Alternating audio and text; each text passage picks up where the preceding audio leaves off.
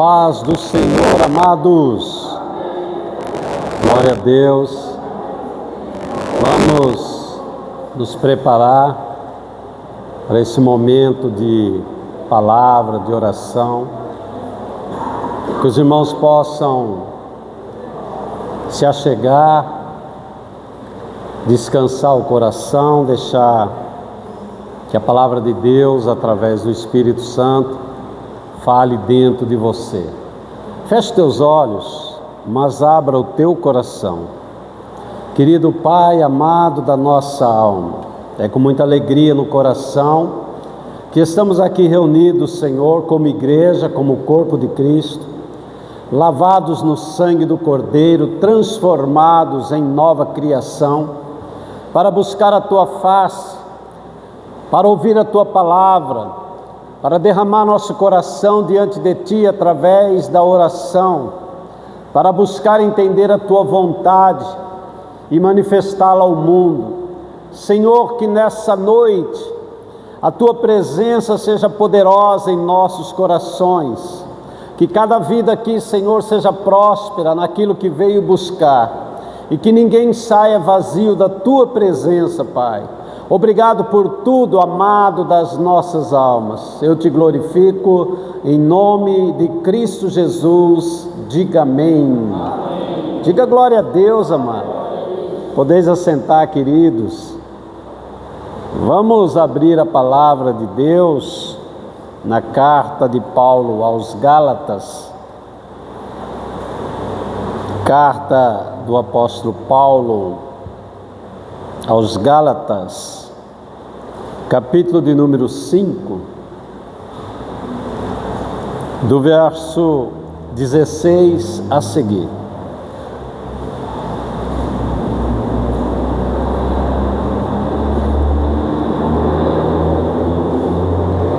Diz assim a palavra: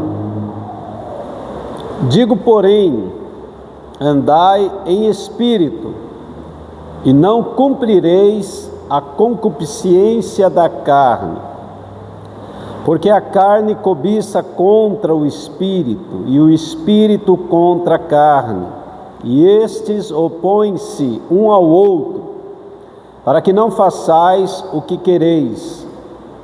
Mas se sois guiado pelo Espírito Santo, não estáis debaixo dessa lei.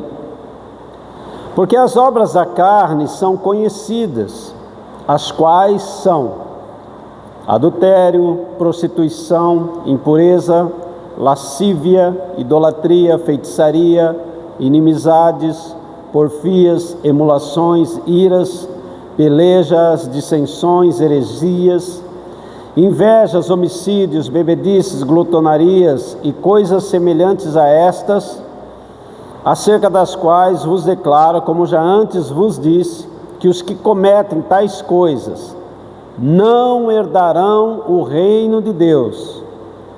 Mas o fruto do Espírito é amor, alegria, paz, longanimidade, benignidade, bondade, fé, mansidão e temperança. Contra estas coisas não há lei. E os que são de Cristo crucificaram a carne com as suas paixões e concupiscências. Se vivemos em espírito, andemos também em espírito. Não sejamos cobiçosos de vanglória, irritando-nos uns aos outros, invejando-nos uns aos outros. Amém, amado? Tudo que nós temos falado, ensinado, pregado nesse ambiente é sobre uma nova vida. É importante a gente estar repetindo, falando, ensinando, exortando, para que definitivamente a nossa consciência esteja plena daquilo que deve ser a nossa nova vida. Quando Paulo diz, andai em espírito, ele não está falando de momentos em que nós nos tornamos espirituais, ou momentos em que nós buscamos mais a Deus do que em outros momentos. Andar em espírito é a forma nova como você vai se manifestar ao mundo. É a forma como a sua existência vai existir diante da sociedade, diante do mundo, diante do próprio Deus. Então, andar em espírito é a nova vida que nós recebemos de Deus, é a nova forma como nós vamos passar a falar, a pensar e a existir. Não são momentos espirituais. Nós muitas vezes medimos a nossa vida assim, por momentos em que nós estamos bem, por momentos em que o nosso coração está avivado, momentos em que nós estamos orando mais e por momentos que nós estamos mais fracos e não estamos orando muito, nem buscando muito. E então nós dizemos que quando nós estamos bem, nós estamos espirituais, quando não estamos bem, estamos carnais, etc. Então nós pensamos que andar em espírito são momentos bons em que estamos firmes na presença de Deus. Mas andar em espírito é uma forma de existência, é o resultado da transformação a qual nós fomos submetidos a partir da nossa fé em Jesus Cristo e na sua obra. Então, quando você recebe Cristo verdadeiramente, você também está recebendo uma nova vida. Amém, amado? Amém. Isso não se negocia. Deus não vai negociar isso conosco. Não pense alguém, não se engane alguém, que seremos salvos apenas pelo fato de que nominalmente nos consideramos um crente, alguém que frequenta uma igreja. Irmão, isso vai muito mais além, isso transcende essa ideia. É uma geração interna. Paulo chama de o homem interior, o novo homem que se renova para a justiça de Deus.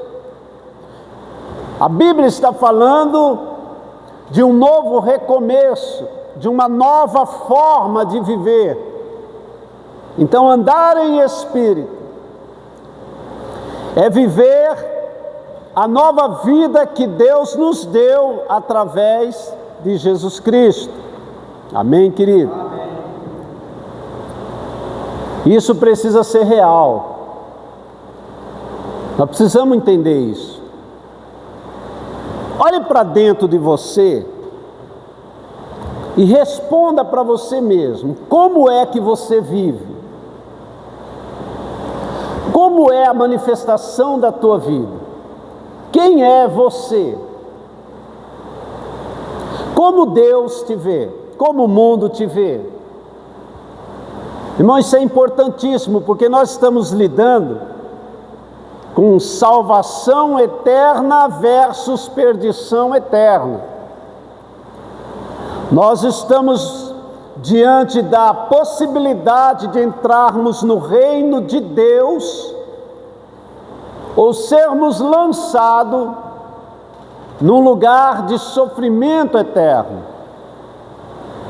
Então, se existe alguma coisa que não pode deixar sombra de dúvida em nós, é sobre quem nós somos e o que aconteceu conosco a partir da cruz. Uma nova geração, uma nova criação, um novo homem, uma nova mulher. Alguém que agora tem um novo propósito, um novo destino, uma nova vida. Ele anda em novidade de vida. Se nós estamos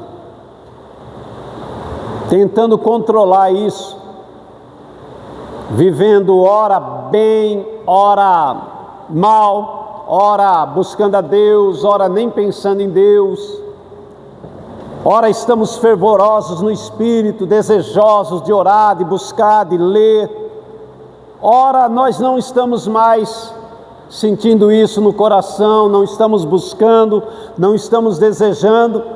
Então nós precisamos urgentemente buscar de Deus uma transformação real, presente, firme, alguma coisa que não se dilui, não se deforma, não termina, não se abate, não tem nuances de altos e baixos. Viver no Espírito, viver através do Espírito, ser guiado pelo Espírito, é uma maneira total, absoluta e irrestrita de existência. Amém, querido? Amém. Em nome do Senhor Jesus Cristo, faça disso o teu objetivo, querido. Ser uma pessoa espiritual deve ser o nosso objetivo único. Alcançar esse nível de espiritualidade é alcançar o propósito definitivo para a nossa vida. É deixarmos de sermos pessoas inconstantes. Talvez não haja nada mais prejudicial para a nossa vida do que a inconstância. Porque uma pessoa inconstante, ela não prospera, ela não atinge os seus objetivos. Por isso a palavra de Deus diz: sejam firmes e constantes. E como é que nós vamos ser firmes e constantes? Se nós tomarmos posse daquilo que a palavra de Deus diz sobre nós e sobre o que Cristo gerou em nós e para nós. Se a palavra de Deus está dizendo: andai em espírito, essa é uma possibilidade real, sim ou não? Se a Bíblia está dizendo andar em espírito, significa que eu posso andar em espírito. Se a palavra de Deus diz enchei-vos do Espírito Santo, significa que eu posso me encher do Espírito Santo. Então eu preciso, querido, tomar posse, viver, exercitar, praticar. Como é que a gente faz isso, amado? Quando você pensa em andar em espírito, o que é que vem na tua mente? Você acha que é difícil? Você considera difícil? Como é que você lida com essa possibilidade?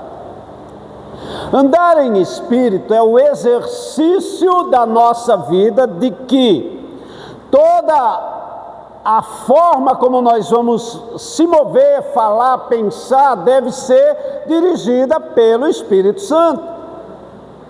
Então eu vou falar alguma coisa, então eu busco no Espírito de Deus que habita em mim uma orientação sobre o que eu vou falar. Eu vou dirigir meu carro, então eu tenho que pedir ao Espírito Santo assumir pelo menos o volante, o câmbio, o freio, a ignição, direção.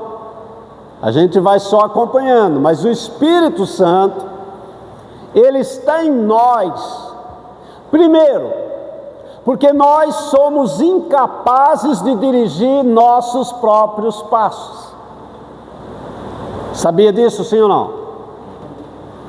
Você sabe por que nós viemos para Cristo, amado?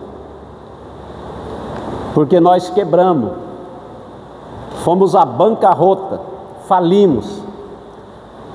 Nós viemos para Cristo por uma única questão: ao tentar viver, andar, dirigir nossos passos, nós nos arruinamos.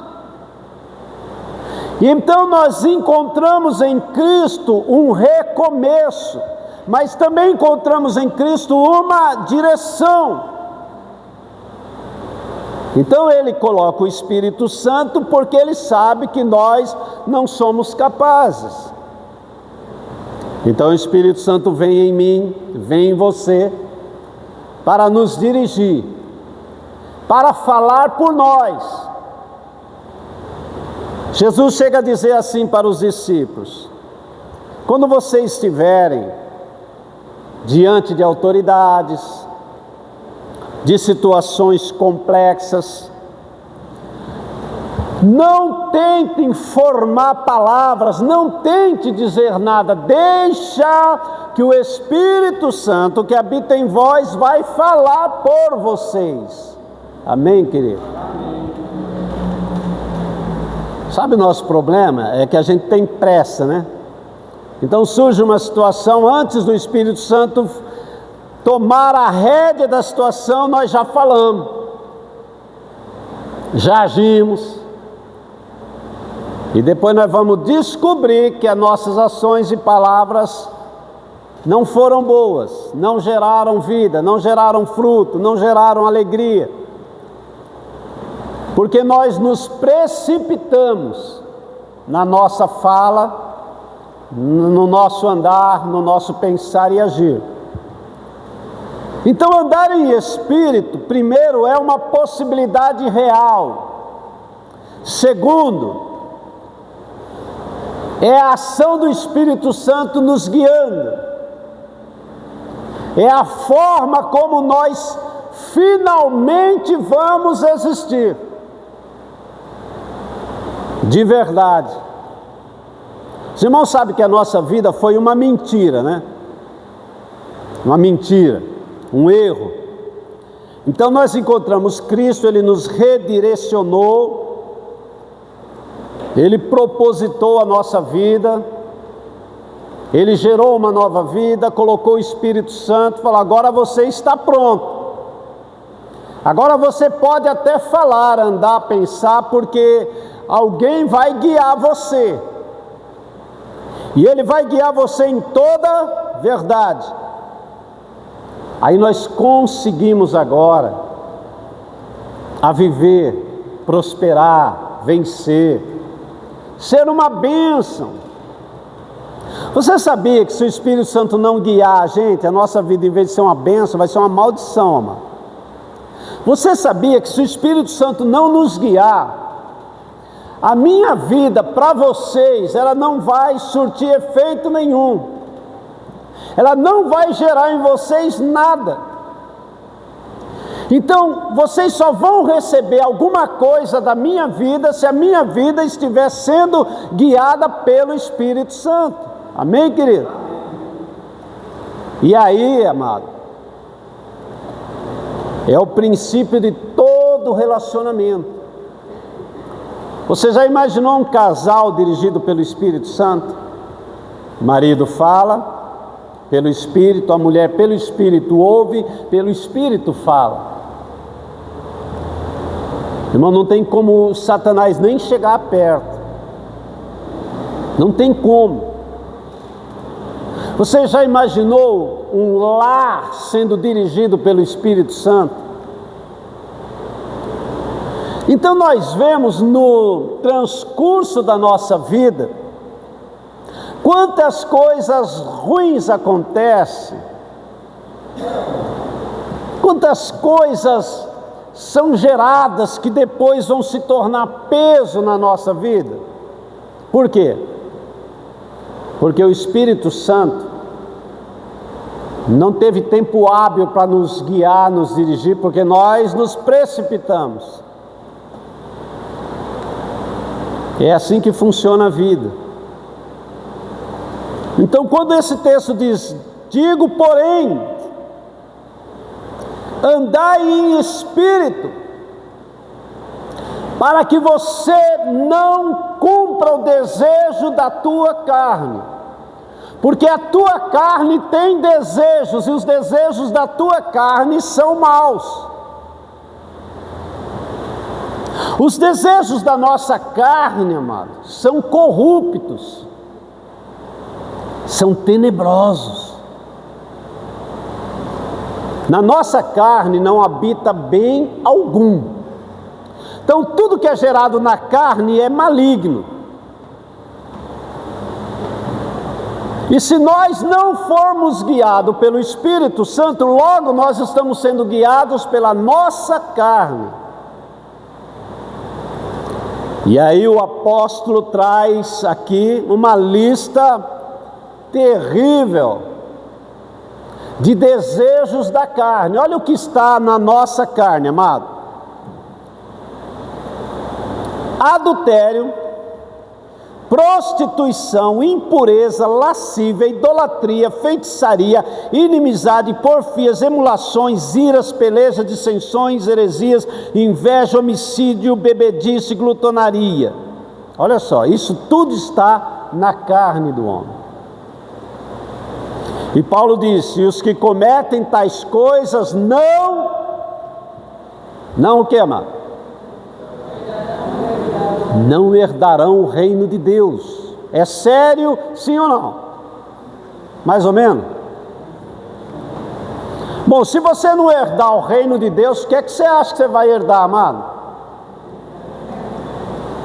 Lago que arde com fogo e enxofre, chamado de segunda morte. Não é que, eu não vou para o céu, vou ficar aqui na terra mesmo. Não, amado, é dois lugares possíveis: a glória de Deus, o reino de Deus, a eternidade com Deus, ou o lago de fogo, morte eterna, sofrimento eterno. Mesmo que tenham se levantado pastores, apóstolos, religiosos, dizendo que o inferno não existe, ou que o inferno não vai ser eterno, coisa parecida, mas são homens malignos tentando de alguma forma minimizar o prejuízo. Eles falam, mas quem falou de vida eterna e morte eterna foi o Senhor da vida, foi o próprio Senhor Jesus Cristo, e é nele que nós encontramos toda a revelação e toda a verdade. Amém, querido? Então o que as pessoas estão dizendo aí não tem valor algum. Não se apegue naquilo que a própria natureza carnal de homens carnais estão falando. Creia no que a Bíblia está falando.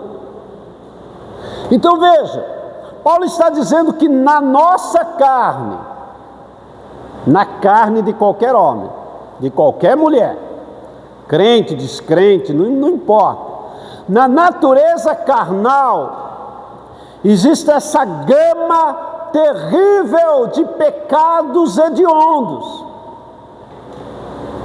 adultério, prostituição, impureza, fornicação, lascívia, inimizade, porfias, guerras, emulações. Irmãos, é uma lista terrível, maligna de ações carnais. Aí você pode me dizer assim: pastor, mesmo que eu não esteja firme, mas eu nunca pensei em adulterar ou em matar alguém, nunca fiz isso, nunca, jamais faria. Jesus Cristo disse que se você pensou um dia em fazer, você já fez, amor. Só de pensar. Jesus falou assim: se um homem olhar para uma mulher e a cobiçar no seu coração, já se deitou com ela. Se você pensar em matar alguém, você já matou. Perante Deus você teve a intenção de matar. E cá entre nós, amados, às vezes a gente, na manifestação da nossa ignorância, na raiva, nós pensamos que aquela pessoa podia morrer. Quem já pensou isso, amado? Aquela pessoa podia morrer, né? Quer dizer, se nós falamos isso, o que é que nós, perante Deus, o que é que nós fizemos? Nós matamos aquela pessoa. Para Deus, o que conta é a intenção, não é nem a realização das coisas. Na nossa carne existe todos esses pecados. Na nossa carne existe o desejo de matar, de adulterar, de prostituir, de roubar, de mentir, mesmo que às vezes a gente é meio acanhado e não tenha coragem de fazer tudo isso. Mas está na natureza. Está na natureza. Então Paulo está dizendo que a única forma possível, imaginável, de que esses pecados hediondos não se manifestem, não é tentar não reproduzi-los, mas é andar de uma forma com que eles nunca venham a se manifestar. E a única forma possível é andar em espírito. Amém, amado? Por quê? Porque aqui nós estamos entendendo uma coisa. Existem dois tipos de existência: a espiritual e a carnal. Você pode existir dentro de um desses mundos, do mundo espiritual e do mundo carnal. Então andar em espírito é a única forma possível de que não se manifeste mais em mim nenhum tipo de desejo lascivo, maligno, malicioso. O meu coração não deseje, os meus olhos não queiram ver, o meu coração não queira abraçar nada que não venha de Deus. Então o grande problema da carne é que ela está completamente recheada de sensações malignas e pecaminosas.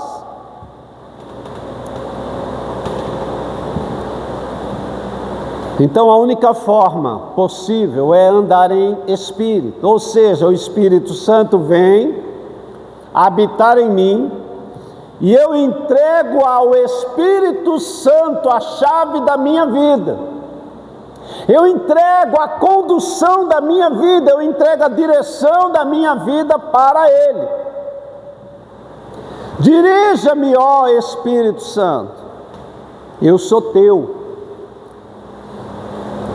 É o exercício diário, é nos levantarmos já buscando essa conexão e essa identidade com o Espírito Santo.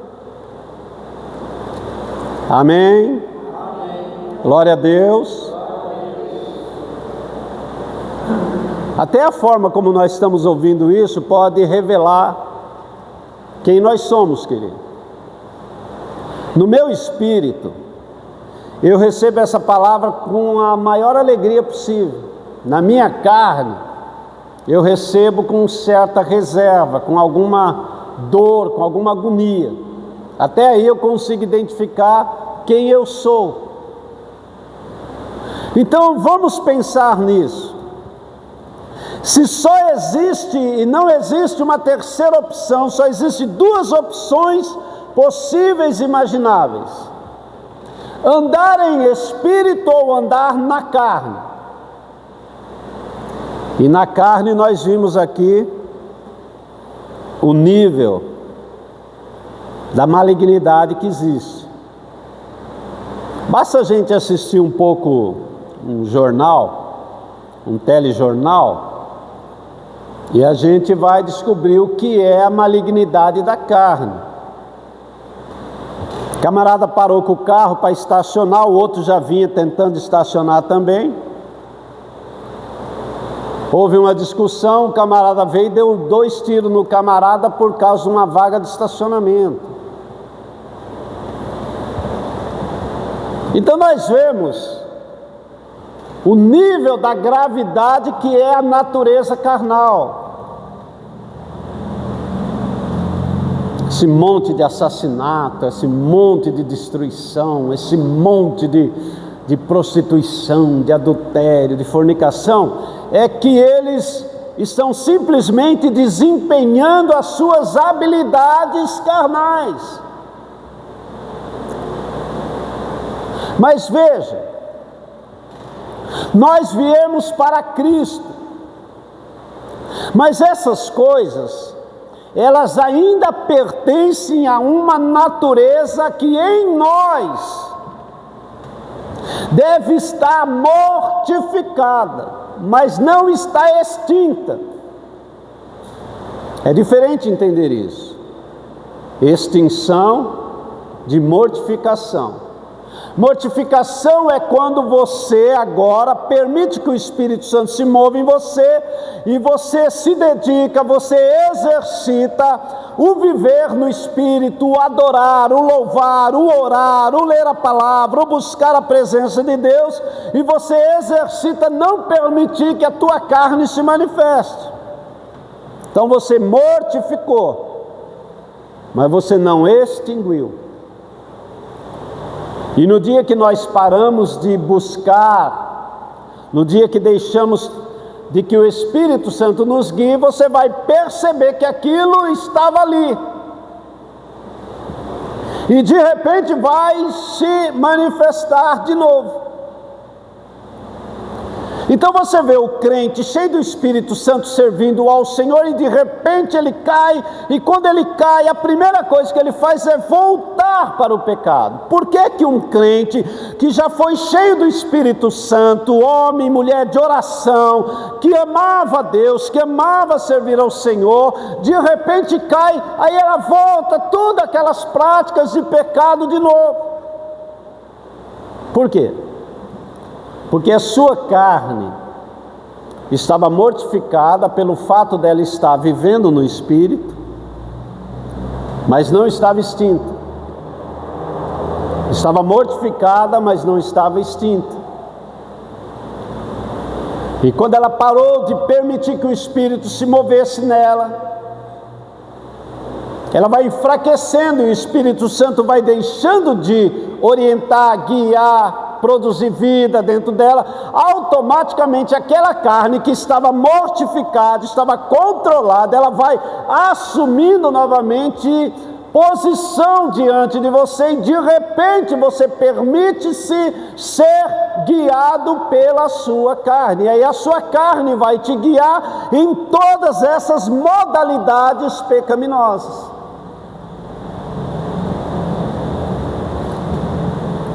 A gente que é crente, é lógico, nós somos mais moderados, mesmo quando nós caímos ou fraquejamos, nós temos uma certa moderação, mas essa moderação não quer dizer muita coisa. Nós não vamos sair no mundão aí, prostituindo, adulterando, matando, roubando, mas vamos desejar,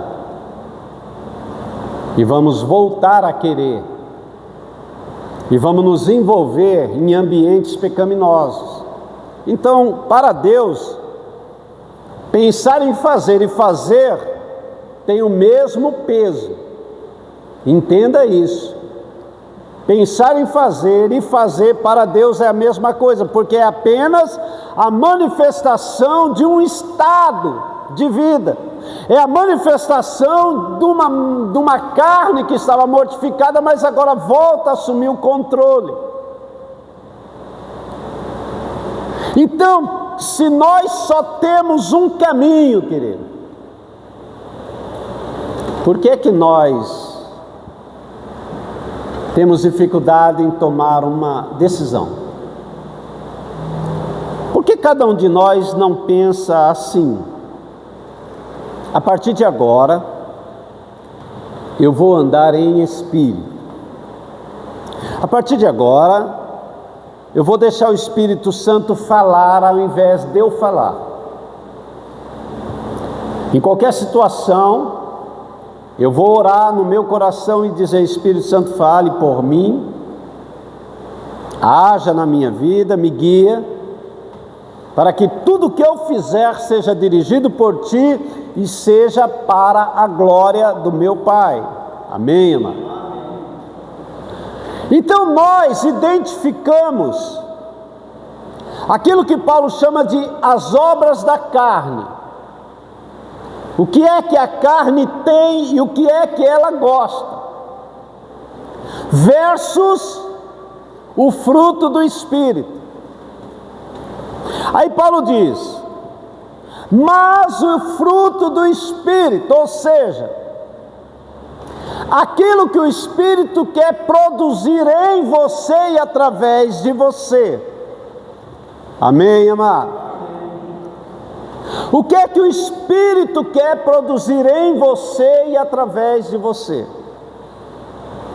Olha que diferença astronômica, querido, que diferença incrível.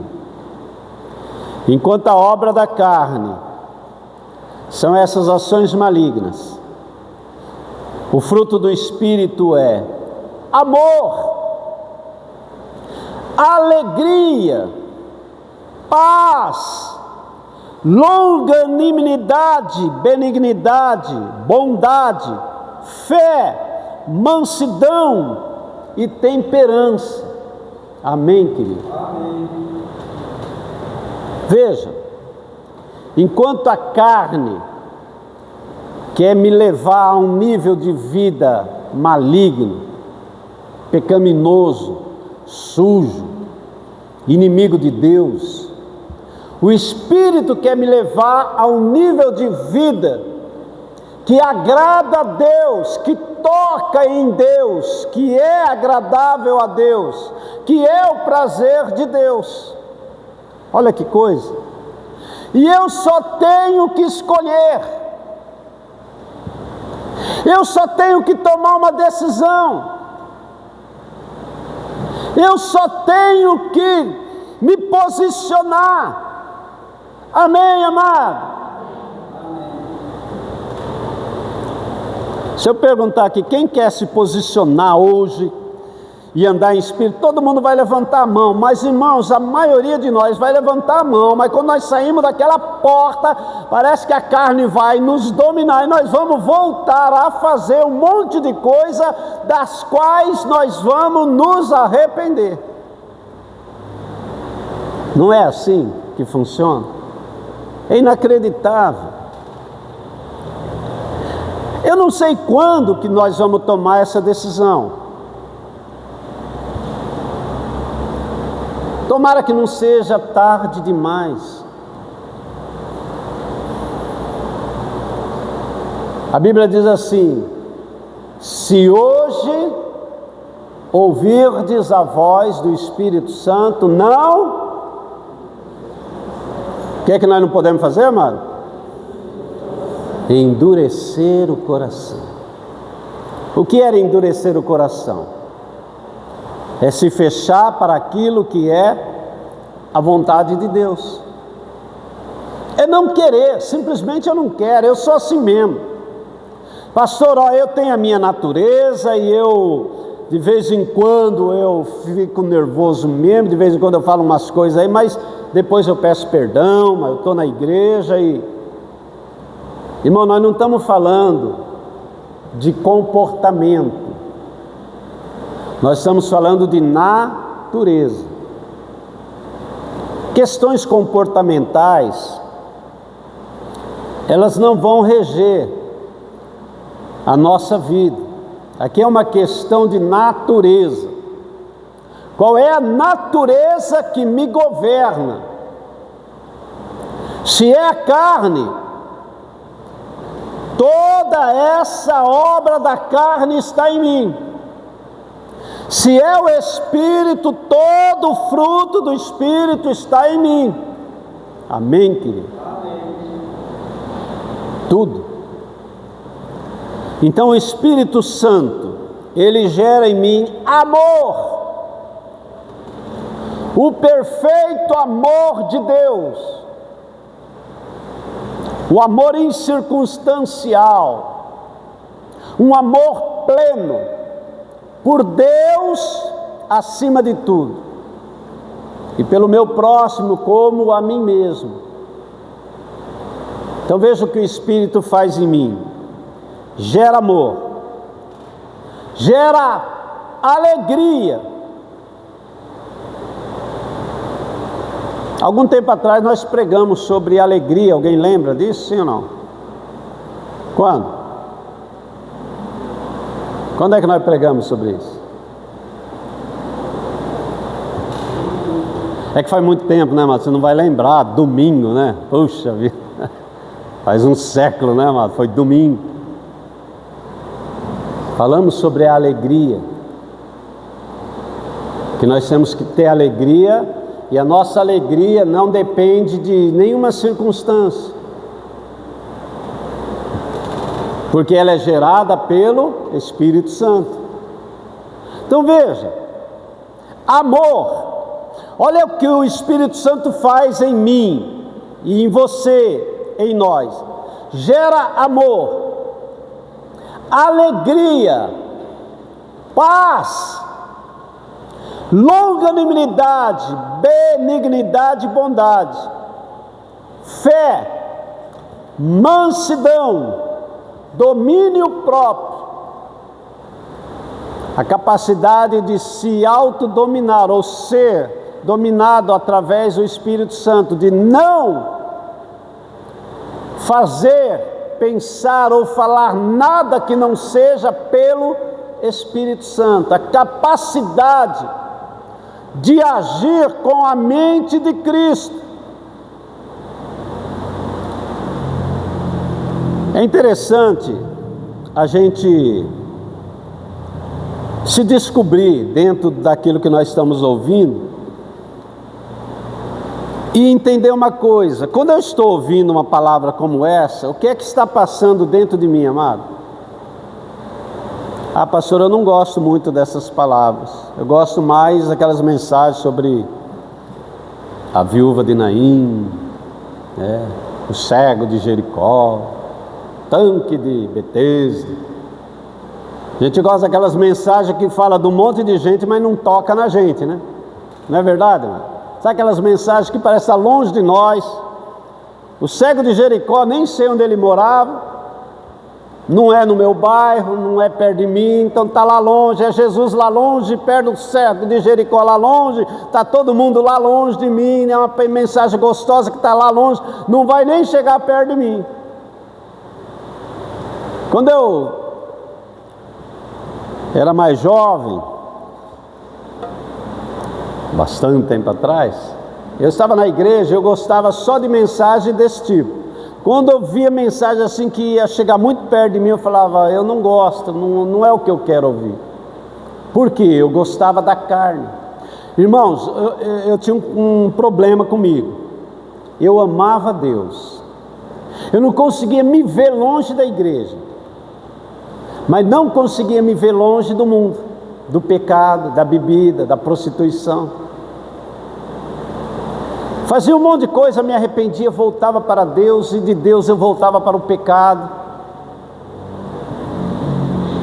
E eu imaginava que aquilo ia dar certo, que o importante é que eu me arrependesse, voltasse, pedisse perdão, orasse, fosse na vigília com os irmãos. Eu imaginava que tudo isso de alguma forma ia ser revertido a meu favor. Eu pensava assim, que o reino de Deus é como uma balança em que todos os meus erros é colocado de um lado e os meus acertos do outro.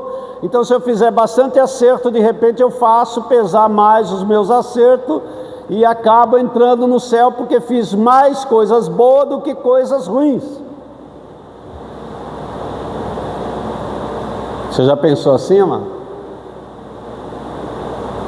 Se eu orar bastante, eu tenho até uma sobra para pecar amanhã, né, mano? Porque eu já orei bastante, coloquei um monte de coisa na minha balança, né? Irmão, nós estamos falando aqui de natureza, não da modalidade como nós vivemos, das coisas que nós fazemos. Estamos falando de natureza. Existem duas naturezas, a natureza espiritual, que é aquela que foi gerada em nós através do sacrifício de Cristo, e existe a natureza que nós já tínhamos, mas como foi gerada uma natureza espiritual, essa natureza foi mortificada, ela não tem mais poder sobre a nossa vida. O apóstolo Paulo diz que nós agora não estamos mais debaixo da lei, da carne, da morte, porque uma nova lei foi estabelecida em nós, a lei do Espírito de vida. Então, pelo Espírito Santo trabalhando em mim, eu não peco mais, eu não deixo mais a minha carne se manifestar. Então não é uma questão de quantidade de coisas boas versus quantidade de coisas ruins. É uma questão de que natureza eu sou. Quem me guia? A pergunta que eu faço para você é uma só: quem guia a sua vida? Para você falar que é o Espírito Santo, amado, você tem que ter a responsabilidade de saber o que você está falando. Porque se você falar que o Espírito Santo guia a tua vida, você vai ter que mostrar o fruto disso aí, amado. Uma vida plena, uma vida de glória, uma vida de mover, uma vida de oração, uma vida de dedicação, uma vida ganhando almas, anunciando o reino, contribuindo para a edificação dos irmãos, uma vida dedicada, uma vida em que tudo que você fala traz edificação, todas as suas ações geram vida. Então realmente você está no Espírito. Viver na carne, sentimentos ainda maus, iras, invejas, pelejas, dissensões, raivas, atitudes ruins que geram intriga entre os irmãos, que geram dissensões. Se a tua vida não promove vida no teu irmão, amado, é um grande problema. A minha vida para você, ou ela vai gerar vida em você, ou ela vai te matar. A minha vida precisa produzir vida em você. A minha existência tem que ser bênção para a sua vida. Eu não posso admitir outra coisa, mano. Eu não posso admitir existir e a sua vida não ser abençoada pela minha existência. E todos nós devemos pensar a mesma coisa. Você tem que pensar: eu só posso existir se alguém estiver sendo abençoado pela minha vida. Amém, irmão?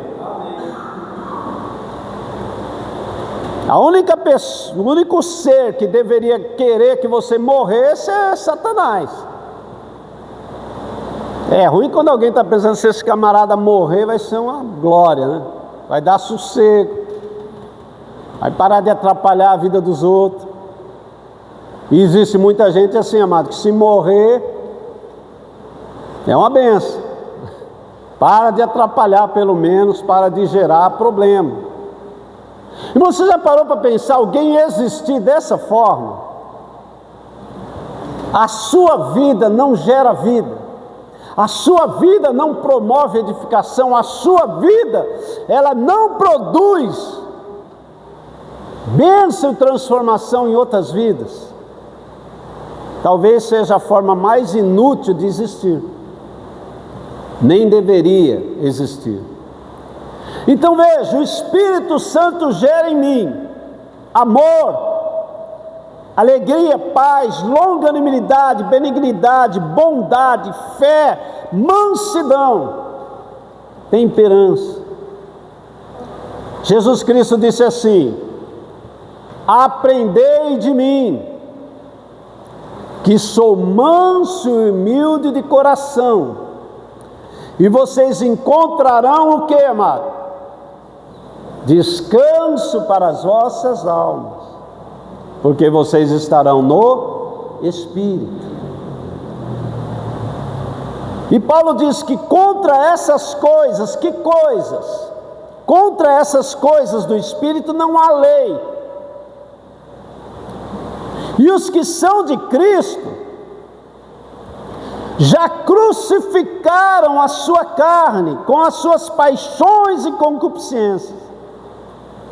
Se vivemos em Espírito, andemos também em Espírito.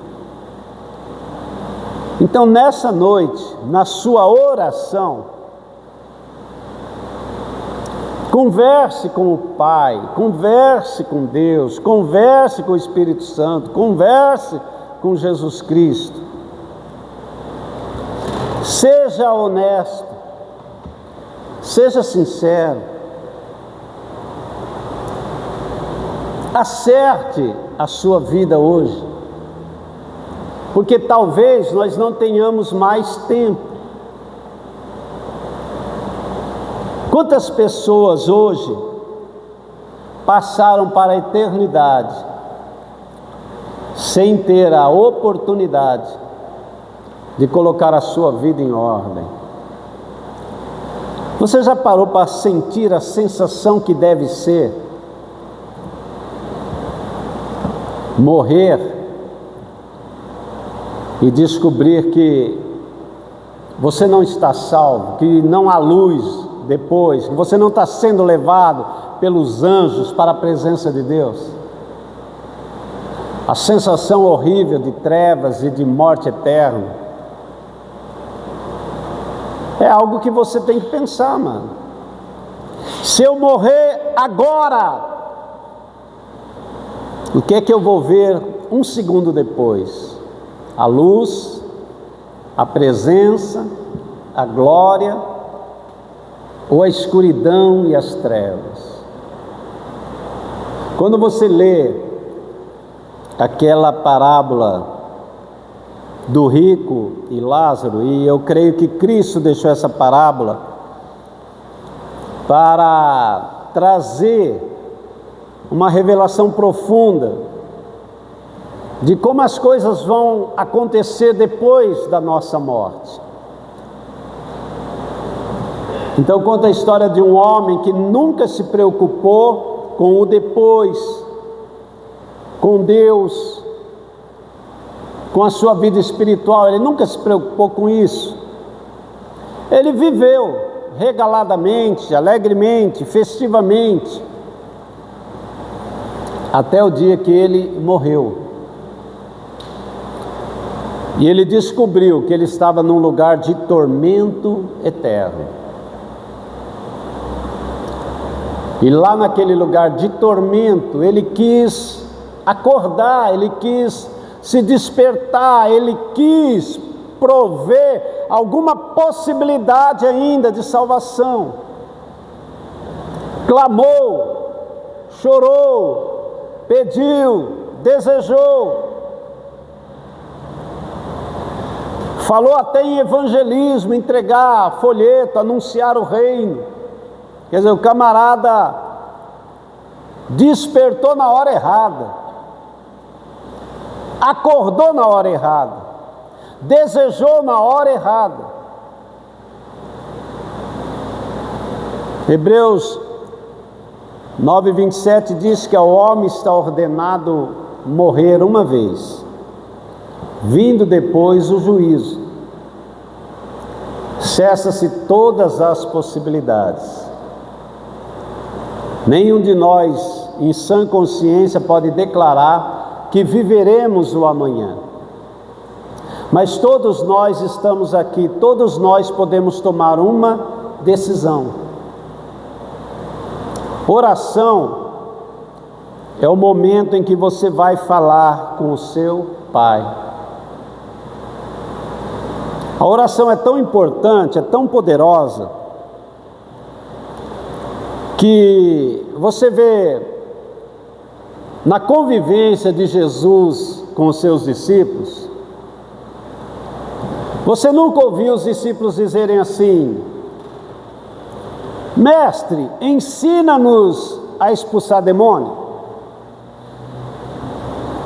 Mestre, ensina-nos a ressuscitar os mortos. Ah, mestre, ensina a gente a transformar a água em vinho. Você não vê os discípulos dizerem isso. Mestre, ensina-nos a pregar igual o Senhor. Mas você vai encontrar os discípulos dizendo: Mestre, ensina-nos a orar. Amém, amado? Amém. Mestre, ensina-nos a orar. Por quê? porque talvez foi a cena mais importante que eles viram na vida de Jesus, porque eles viam Jesus orar muito, e aquilo deve ter gerado no coração deles um desejo, e eles percebiam que Jesus priorizava demais a oração. Todos os dias, todos os momentos, Jesus estava orando. Então eles desejaram algo que eles entenderam que era mais importante do que qualquer outra coisa. E eu digo para vocês agora, não tem nada mais importante para você fazer agora do que orar. Irmãos, é o momento mais importante, porque é o momento que você pode se conectar com a eternidade, que você pode resolver os problemas mais graves da sua vida. Amém. Só para ver se os irmãos estavam ouvindo. Às vezes eu vejo os irmãos assim meio que longe, mas talvez vocês estão meditando, né, sobre o que está ouvindo. Quero crer, né? Alguém entendeu isso, amado? Se você entendeu, como é que você vai orar? Você vai falar o que para o Pai? Pelo menos diga: Senhor, ensina-me a orar. Senhor, me ajuda agora, eu quero orar. Eu não quero vir a mais um culto de oração sem saber o que é que eu vim fazer num culto de oração. Irmã, a gente precisa transformar nosso entendimento, passar de nível, chegar mais longe. Amém, querido? Que Deus abençoe teu coração, que essa palavra fique gravada dentro de você. Deus abençoe em nome do Senhor Jesus.